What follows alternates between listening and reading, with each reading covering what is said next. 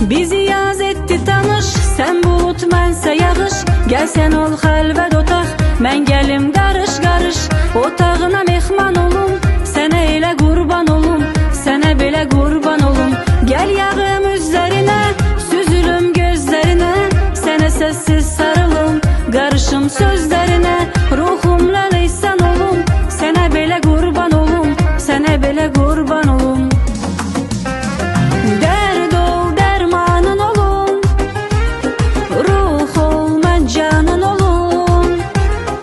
Eksini gözümdə çəkim, hey baxım xeyranın olum.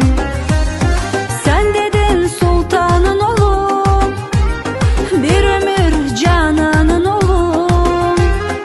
Ölüncə sən ol yanımda, ay sənin qurbanın olum.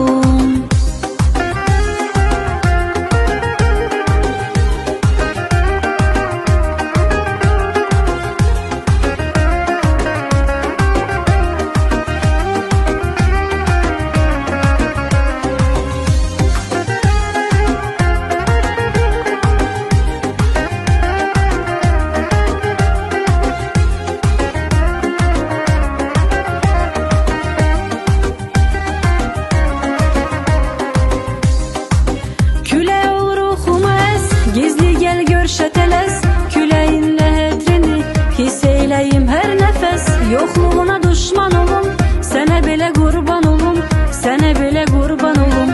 Yüreğim sənlə gülür, çünki dərdindən ölür.